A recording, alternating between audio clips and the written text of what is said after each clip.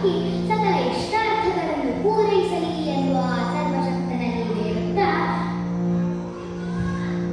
ಈ ಕಥಾ ಪ್ರಾರಂಭಕ್ಕೆ ಅನುಮತಿಯನ್ನು ಕೋರುತ್ತಿದ್ದೇನೆ.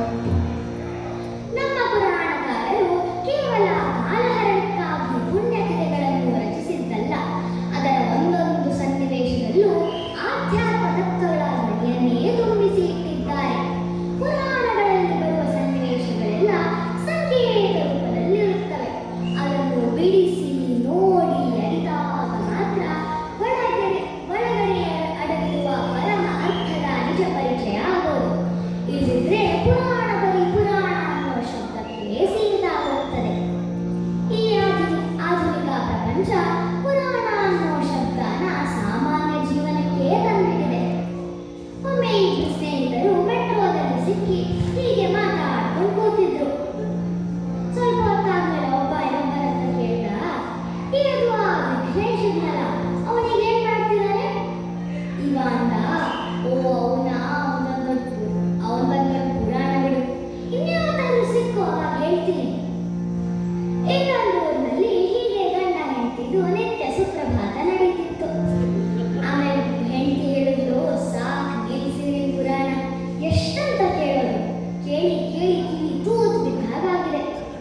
ಗಂಡ ಆದವನು ಈ ಹೆಂಡತಿ ಸ್ಪೆಷಲಿಸ್ಟು, ಅದು ರ್ಯಾಂಕ್ ಹೋಲ್ಡರು. ಇವ ಅಂದ, ಕಿವಿ ಹೇಗೆ ತೂತು ಬಿಡೋಕ್ ಸಾಧ್ಯ? ಕಿವಿ ಅನ್ನೋದು ಒಂದು ಸಮಗ್ರ ಅಂಗ, ಅದರೊಳಗೆ ಹಲವಾರು ಅಂಗಗಳಿರುತ್ತೆ. ಒಳಗೆ ಕಿವಿ ತಮಟೆ ಅಂತ ಇರುತ್ತೆ, ಅದಕ್ಕೇನಾದ್ರೂ ತೂತು ಬಿದ್ದಿದ್ಯೇನೋ.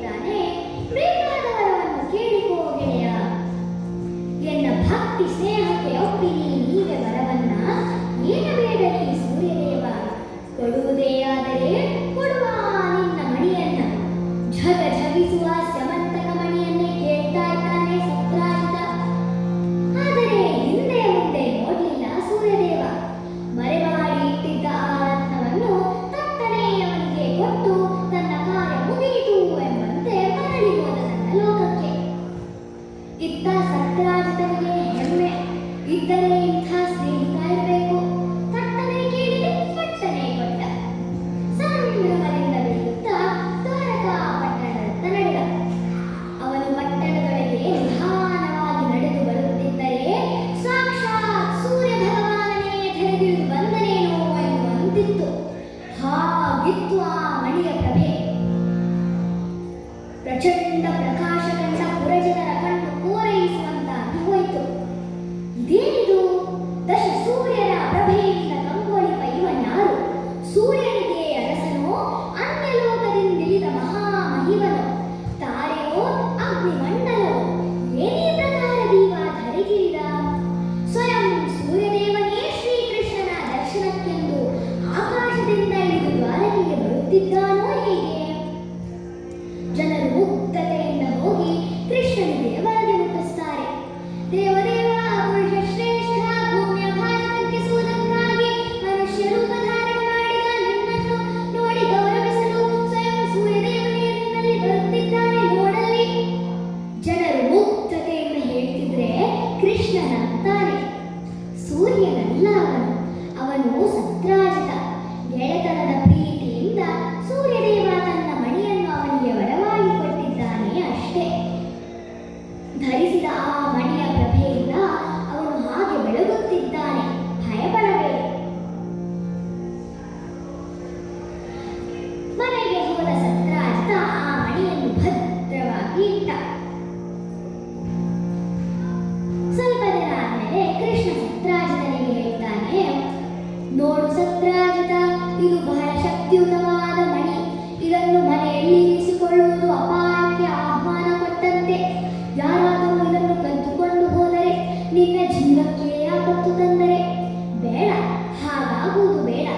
ಇದನ್ನು ನೀನು ಅರಸನಾದ ಉಗ್ರಸೇನನಿಗೆ ಕೊಟ್ಟು ಬಿಡುವುದು ಉತ್ತಮ. ಮಣಿಯವನ ಸತ್ತಾಗಿ ಹೋಗಬಿಟ್ಟರೆ ಎಂಬ ಭಯ ನಿನ್ನಲ್ಲಿರಬಹುದು.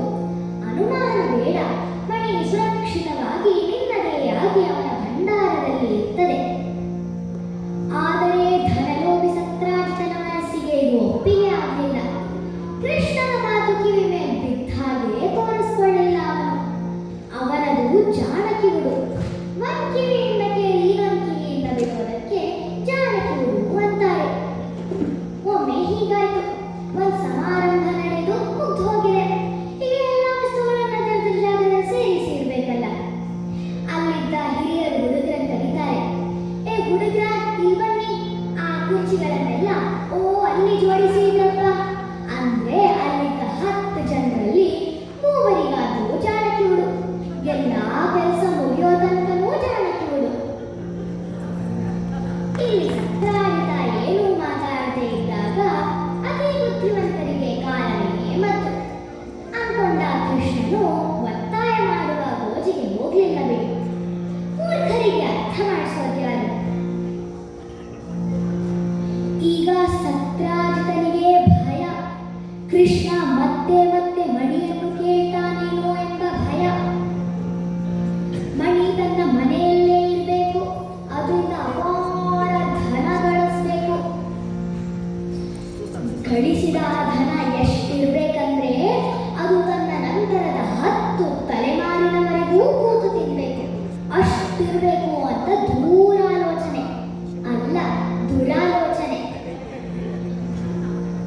ಡಿವಿಜಿಯವರ ಕಗ್ಗ ಹೇಳ್ತದೆ, ಬೇಕು ಬೇಕದು ಬೇಕು ಬೇಕಿದೆನಗಿನ್ನೊಂದು, ಬೇಕೆಂತ ಒಪ್ಪಿಡುತ್ತಲಿಹ ಘಟವನಿದನು, ಏಕೆಂದು ರಚಿಸಿದನೋ ಒಮ್ಮ ಈ ಬೇಕು ಜಪ, ಸಾಕೆನಿಪುದೆಂದಿಗೆನೋ ಮಂಕುತಿಮ್ಮ.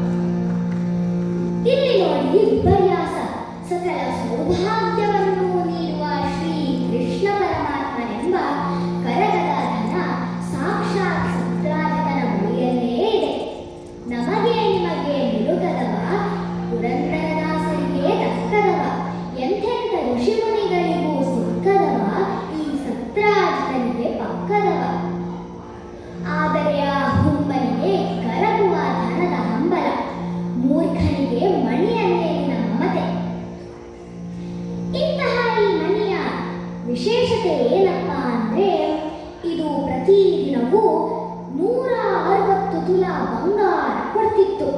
ಅದು ಇರುವ ದೇಶದಲ್ಲಿ ಸಾಂಕ್ರಾಮಿಕ ರೋಗಗಳು, ಅನಾವೃಷ್ಟಿ, ಸರ್ಪಗಳು, ಕಳ್ಳರು ಮುಂತಾದ ತೊಂದರೆಗಳೇ ಸುಳಿಯುತ್ತಿರಲಿಲ್ಲ. ಮಣಿ ಮನೆಯಲ್ಲಿದ್ದರೆ ಸಾಕು, ಕೆಲಸ ಏನು ಮಾಡಲೇ ಬೇಡ. ಆ ಭಾಗ್ಯ ಈ ಭಾಗ್ಯ ಅಂತ ಸರ್ಕಾರ ಕೂತು ತಿನ್ನೋ ಯೋಜನೆ ಇರುತ್ತಲ್ಲ, ಹಾಗೆ ಇದು ಭಗವಂತನ ಚಿನ್ನ ಭಾಗ್ಯ ಯೋಜನೆ. ಆದ್ರೆ ಕೂತು ತಿನ್ನೋ ಮನುಷ್ಯ ಕ್ರಮೇಣ ಸೋಮಾರಿಯಾಗಿ ಕಡೆಗೊಂದು ದಿನ ಕಾಯಿಲೆಗಳ ಗೂಡಾಗಿ ಆಸ್ಪತ್ರೆಯಲ್ಲಿ ಮಲಗುವ ಸ್ಥಿತಿಗೆ ಬರ್ತಾನೆ ಎಂದು ಭಗವಂತನಿಗೆ ಗೊತ್ತಿಲ್ವೇ? ಅದಕ್ಕೆ ಈ ಭಗವಂತ ಕಂಡೀಷನ್ ಸಪ್ಲೈ, ಷರತ್ತುಗಳು ಅನ್ವಯ ಅಂತ ಇಟ್ಟಿದ್ದಾನೆ. ಯಾವುದು ಷರತ್ತು? ಯಾರು ಭಗವಂತನ ಮೇಲೆ ನೇಮ ನಿಷ್ಠೆಯಿಂದ ತಮ್ಮ ಕಾಯಕ ಮಾಡಿಕೊಳ್ತಾ ಬಡಬಗ್ಗರಿಗೆ ದಾನ ಧರ್ಮ ಮಾಡ್ತಾ ಒಳ್ಳೆಯ ಅಭ್ಯಾಸಗಳನ್ನು ಹೊಂದಿರ್ತಾರೋ ಅವರಿಗೆ ಮಾತ್ರ ಈ ಮಣಿ ಧನಾತನಕ ಕೊಡ್ತಿತ್ತು. ಇಲ್ದಿದ್ರೆ ಅದೇ ಅವರ ನಾಶವನ್ನು ಮಾಡಿಬಿಡ್ತದೆಯೇ ಎಂಬ ಎಚ್ಚರಿಕೆಯ ಷರತ್ತು ಅದು. ಈ ಸತ್ರಾಜಿತನಿಗೆ ಮಣ್ಣಿಯ ಮೇಲೆ ಅತಿಯಾದ ಮೋಹ ಇತ್ತಲ್ವಾ, ಅದಕ್ಕೆ ಅವನು ಅದನ್ನು ಸಹೋದರ ಪ್ರಸೇನನಿಗೆ ಕೊಟ್ಟ. ಆತ ಯಾವಾಗಲೂ ಆ ಮಣಿಯನ್ನು ತನ್ನ ಕೊರಳಿಗೆ ಹಾಕಿಕೊಂಡಿರ್ತಿದ್ದ. ಅಲ್ಪನಿಗೆ ಐಶ್ವರ್ಯ ಬಂದ್ರೆ ಅರ್ಧರಾತ್ರಿಯಲ್ಲೇ ಕೊಡೆ ಹಿಡಿದು ಊರೆಲ್ಲ ಸುತ್ತಿದ್ದಂತೆ. ಹಾಗಾಯ್ತು ಇದು. ಯೌವನಂ ಧನ ಸಂಪತ್ತಿ ಪ್ರಭುತ್ವಮ ವಿವೇಕದ ಏಕೈಕಮಪ್ಯನರ್ತಾರಂ ಕಿಮು ಯತ್ರ ಚತುಷ್ಟಯಂ. ಯೌವನ, ಧನ ಸಂಪತ್ತು, ಪ್ರಭುತ್ವ ಮತ್ತು ಅವಿವೇಕತೆ, ಈ ನಾಲ್ಕರಲ್ಲಿ ಯಾವಾದರೂ ಒಂದಿದ್ರೂ ಸಾಕಲ್ಲ ಅನರ್ಥವನ್ನು ಉಂಟು ಮಾಡೋದಕ್ಕೆ. ಆದ್ರೆ ಅಲ್ಲಿ ಪ್ರಸೇನನಲ್ಲಿ 4 ಅವಗುಣಗಳು ಸೇರಿಕೊಂಡಿವೆ. ಒಂದು ದಿವಸ ಪ್ರಸೇನ ಕೊರಳಲ್ಲಿ ಆ ಮಣಿಯನ್ನು ಧರಿಸಿಕೊಂಡು ಕಾಡಿಗೆ ಹೊರಟಿದ್ದಾನೆ. ಮಣಿಯನ್ನು ಧರಿಸಿದ ಪ್ರಸೇನನನ್ನು ಸಿಂಹ ಕೊಂದು ಮಣಿಯನ್ನು ತನ್ನ ಕೊರಳಿಗೆ ಹಾಕಿಕೊಳ್ತು. ಸಂಜೆ ಆಯಿತು, ರಾತ್ರಿ ಆಯಿತು, ಹೋದವ ತಿರುಗಿ ಬರಲೇ ಇಲ್ಲ, ಸಂಗಡಿಗರ ಸುಳಿವೂ ಇಲ್ಲ. ಸತ್ರಾಜಿತನಿಗೀಗ ಇನ್ನಿಲ್ಲದ ಗಾಬರಿ. ಶಮಂತಕ ಮಣಿಯನ್ನು ಧರಿಸಿ ನನ್ನ ತಮ್ಮ ಕಾಡಿಗೆ ಹೋಗಿದ್ದಾನೆ, ಹಿಂದಿರುಗಿ ಬರಲಿಲ್ಲ. ಇಲ್ಲಿ ಕೃಷ್ಣ ಏನೋ ಕಿತಾಪತಿ ಮಾಡಿದ್ದಾನೆ ಎಂದು ನನಗೆ ಅನ್ನಿಸುತ್ತಿದೆ. ಮೊದಲೇ ಕೃಷ್ಣನಿಗೆ ಮಣಿಯ ಮೇಲೆ ಕಣ್ಣಿತ್ತು. ಉಗ್ರಸೇನನಿಗೆ ಕೊಡು, ಉಗ್ರಸೇನನಿಗೆ ಕೊಡು ಅಂತ ನೆವಕ್ಕಾದ್ರೂ ಹೇಳ್ತಿದ್ದ. ಉಗ್ರಸೇನನ ಬಳಿ ಮಣಿ ಇದ್ದರೆ ಅದನ್ನು ಒಂದು ದಿನ ತಾನು ಪಡೆದುಕೊಳ್ಳಬಹುದು ಎಂಬ ಉಪಾಯ ಕೃಷ್ಣನದು. ನನಗೀಗ ಖಂಡಿತವಾಗಿ ಗೊತ್ತಿದೆ. ಇವನೇ ನನ್ನ ತಮ್ಮನನ್ನು ಕೊಂದು ಆ ಮಣಿಯನ್ನು ಅಪಹರಿಸಿದ್ದಾನೆ. ಹೀಗೆ ಎಲ್ಲರ ಬಳಿಯೂ ಕೃಷ್ಣನ ನಿಂದೆ ಮಾಡಿಕೊಂಡು ತಿರುಗಿದ. ಪುರಂದರದಾಸರು ಹೇಳ್ತಾರೆ, ನಿಂದಕರಿರಬೇಕು, ಇರಬೇಕು ನಿಂದಕರಿರಬೇಕು, ನಿಂದಕರಿರಬೇಕು, ಇರಬೇಕು ನಿಂದಕರಿರಬೇಕು. ಹನಿ ಇತರರಿಗೆ ಹಂಗೆ ಶುಚಿಯೋ ಹಂಗೆ, ಹನಿ ಇತರರಿಗೆ ಹಂಗೆ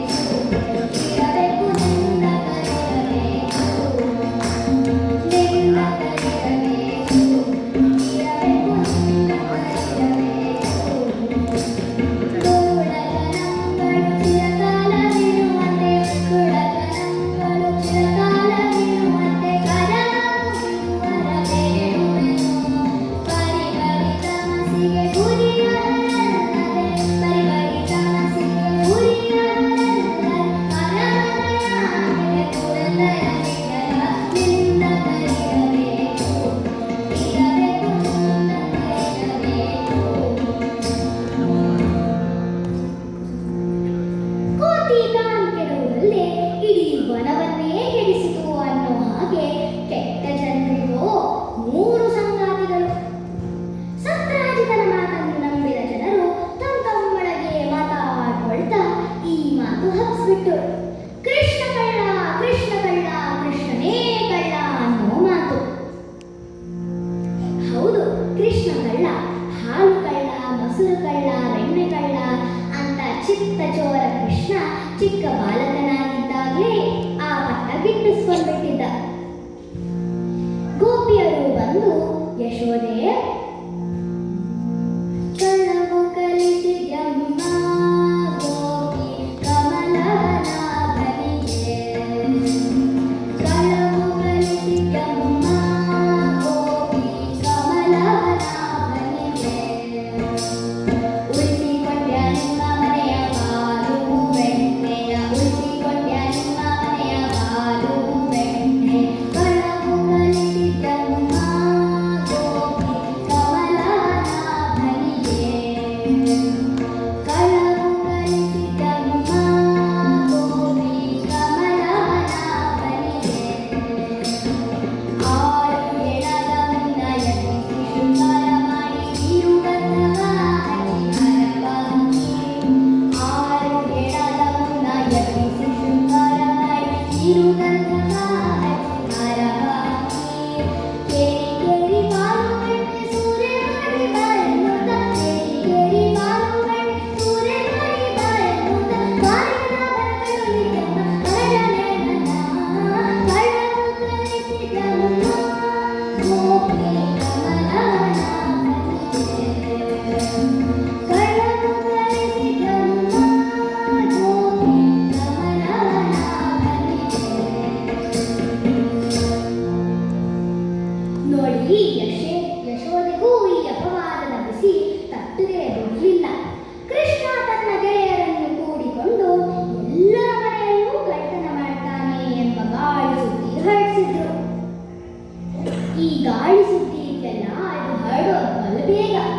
ರೆಕ್ಕೆ ಬಾಲ ಜೋಡಿಸಿಕೊಂಡು ಹಾರಿ ಹಾರಿ ಅನೇಕರ ಕಿವಿ ಹೊಕ್ಕು ಬಾಯಿಂದ ಹೊರಗೆ ಬರ್ತದೆ. ಬರುವಾಗ ಹಾಗೆ ಬರ್ತದೋ ದಷ್ಟಪುಷ್ಟವಾಗಿಯೇ ಹೊರಗೆ ಬರ್ತದೆ.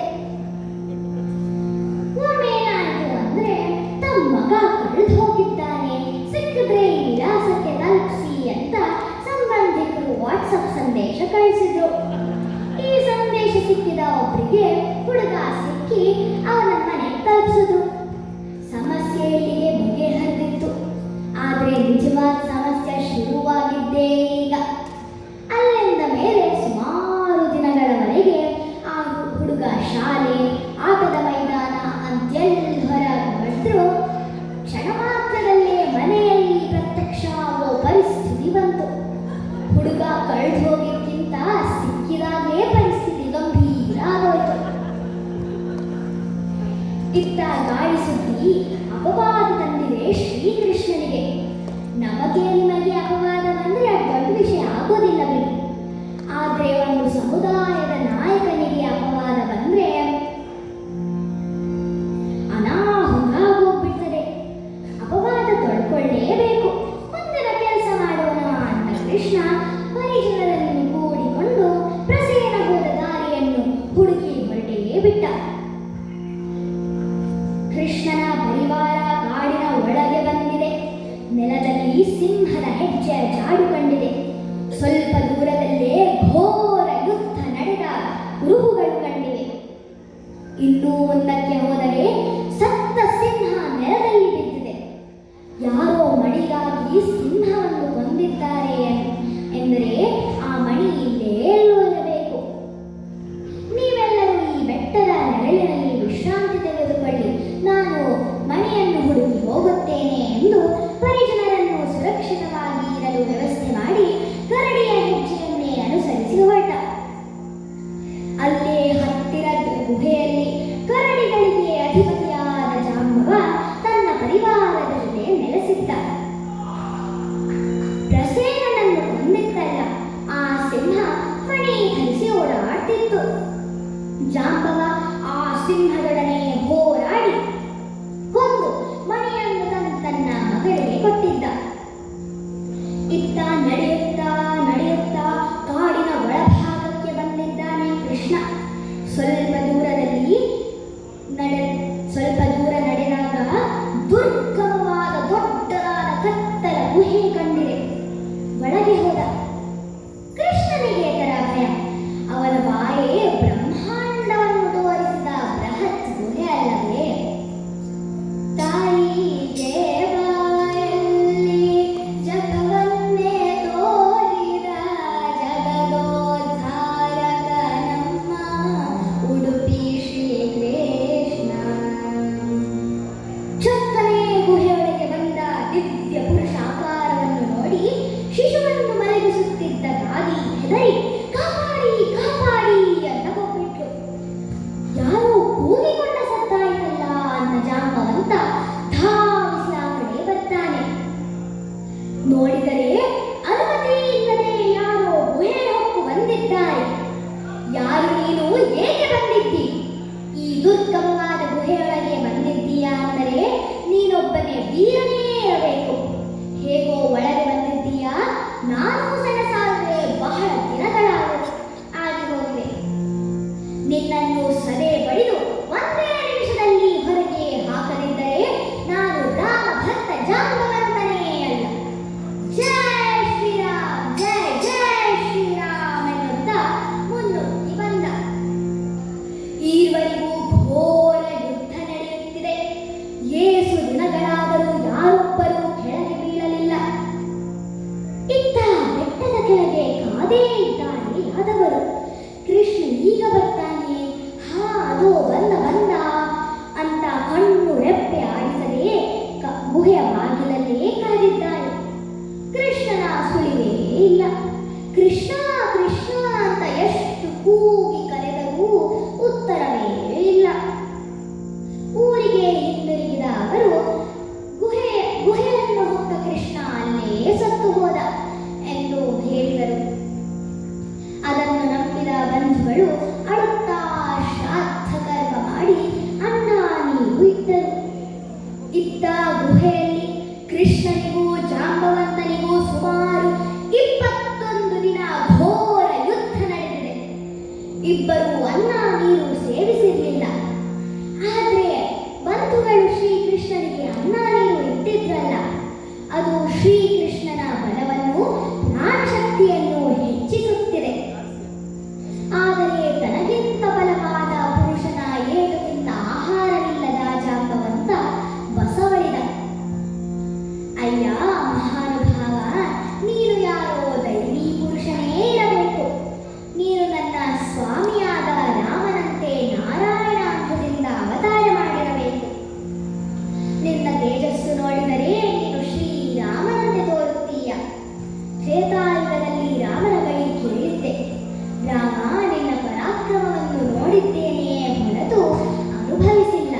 ಅದನ್ನು ಅನುಭವಿಸುವ ಆಸೆ ನನಗೆ. ಆ ಭಾಗ್ಯವನ್ನು ನನಗೆ ಕರುಣಿಸು ಸ್ವಾಮಿ ಎಂದಾಗ ನನ್ನ ರಾಮ ಹೇಳಿದ್ದ, ಆ ಭಾಗ್ಯವನ್ನು ನಾನು ನಿನಗೆ ಕೃಷ್ಣಾವತಾರದಲ್ಲಿ ಕೊಡ್ತೇನೆ ಎಂದು. ನೀನು ನನ್ನ ರಾಮನೇ ಇರಬೇಕು. ರಾಮ ರಾಮ ಪಾದವ ತೋರೋ ಪಾವನ ರಾಮ, ಪಾದಕ್ಕೆ ಜಲಗುವೆ ರವಿಕುಲ ಸೋಮ, ಪಾದಕ್ಕೆ ಜಲಗುವೆ ರವಿಕುಲ ಸೋಮ, ನಿನ್ನ ಪಾದಕ್ಕೆ ಜಲಗುವೆ ರವಿಕುಲ ಸೋಮ, ರವಿಕುಲ ಸೋಮ, ರವಿಕುಲ ಸೋಮ, ಪಾದವ ತೋರೋ ಪಾವನ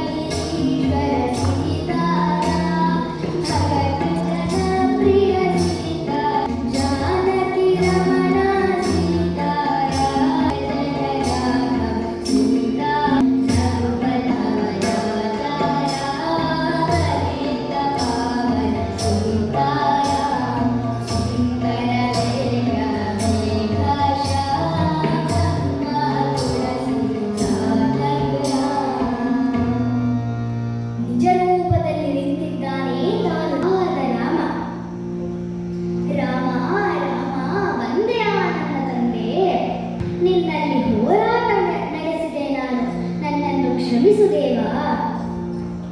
ಜಾಂಬವ, ನಿನ್ನ ಭಕ್ತಿಯನ್ನು ಹೇಗೆ ಕೊಂಡಾಡಲಿ? ತ್ರೇತಾಯುಗದಲ್ಲಿ ನನಗೆ ಕೊಟ್ಟ ಮಾತಿನಂತೆ ನಾನು ಈ ದ್ವಾಪರ ಯುಗದಲ್ಲಿ ನಿನಗೆ ರಾಮನ ರೂಪದಲ್ಲಿ ತೋರಿಸಿಕೊಂಡಿದ್ದೇನೆ. ನಾನು ಇಲ್ಲಿಯವರೆಗೆ ಬರಲು ಇನ್ನೊಂದು ಕಾರಣವೂ ಇದೆ ಜಾಂಬವ. ನನ್ನಿಂದ ಏನಾಗಬೇಕು ಅಪ್ಪಣೆ ಕೊಡು ಸ್ವಾಮಿ. ನಿನ್ನಲ್ಲಿ ಸ್ಯಮಂತಕ ಮಣಿ ಇದೆ ಅಲ್ಲವೇ ಜಾಂಬವಂತ? ಆ ಮಣಿಯನ್ನು ನಾನು ಅಪಹರಿಸಿದ್ದೇನೆ ಎಂದು ನನ್ನ ಮೇಲೆ ಅಪವಾದ ಬಿದ್ದಿದೆ. ಅದನ್ನು ನಿವಾರಿಸಿಕೊಳ್ಳಲು ನಾನು ಇಲ್ಲಿಯವರೆಗೆ ಬರಬೇಕಾಯಿತು. ನೀಡುವೆಯಾ ಜಾಂಬವ? ಸ್ವಾಮಿ, ಈ ಜಗತ್ತಿನ ಎಲ್ಲ ಸಂಪತ್ತಿಗೂ ನೀನೇ ಅಧಿಪತಿ ಎಂದ ಮೇಲೆ ಈ ಮಣಿಯಾದರೂ ನನ್ನದಾಗುವುದು ಹೇಗೆ? ನಾನೇ ನಿನ್ನವನಾದ ಮೇಲೆ ಈ ಮಣಿ ಏಕೆ ನನಗೆ? ಮಣಿ ನಿನ್ನದೇ, ತೆಗೆದುಕೋ ಎಂದು ಕೃಷ್ಣನಿಗೆ ಕೊಟ್ಟ. ಆ ಮಣಿಯನ್ನು ತೆಗೆದುಕೊಂಡು ಉಗ್ರಸೇನನ ಆಸ್ಥಾನಕ್ಕೆ ಹಿಂದಿರುಗಿದ ಕೃಷ್ಣ ಸತ್ರಾಜಿತನನ್ನು ಊರ ಜನರನ್ನು ಕರೆಸಿ ಎಲ್ಲರ ಸಮಕ್ಷಮದಲ್ಲಿ ಮಣಿಯನ್ನು ತೋರಿಸಿ ಅದನ್ನು ಉಗ್ರಸೇನನಿಗೆ ಕೊಟ್ಟ. ಸತ್ರಾಜಿತನಿಗೆ ತನ್ನ ತಪ್ಪಿನ ಅರಿವಾಗಿ ಕೃಷ್ಣನಲ್ಲಿ ಕ್ಷಮಾಪಣೆ ಕೇಳಿದ. ತನ್ನ ಭಕ್ತರನ್ನು ಈ ಜಗತ್ತಿನ ತಾಪದಿಂದ ರಕ್ಷಿಸಲು ತಾನೇ ಅಪವಾದಗಳಿಗೆ ಒಳಗಾದಂತೆ ತೋರಿಸಿಕೊಂಡು ಅದರಿಂದ ಹೊರಬರುವ ವಿಧಾನವನ್ನು ತೋರಿಸುತ್ತಾ ತಾನು ಎಷ್ಟು ದೊಡ್ಡ ಭಕ್ತವತ್ಸಲ ಎಂದು ಜಗತ್ತಿಗೆ ತೋರಿಸಿಕೊಟ್ಟ ಶ್ರೀಕೃಷ್ಣ. ಕೃಷ್ಣ, ಸಲಹೋ ತಂದೆ, ಈ ಸಂಕಟದಿಂದ ಪಾರು ಮಾಡುತ್ತೇವ ಅಂತ ಪೂರ್ಣ ಶರಣಾಗತಿಯಿಂದ ಕೇಳಿದ್ರೆ ಸುಲಭವಾಗಿ ಇಂತಹ ಈ ಅಪವಾದಗಳಿಂದ ಪಾರಾಗಲಿ ಎಂದು ಲೋಕನಾಯಕನೇ ರಚಿಸಿ ನಟಿಸಿ ತೋರಿಸಿದ ಮಹಾಲೋಕನಾಟಕ. ಇಂದಿನ ಈ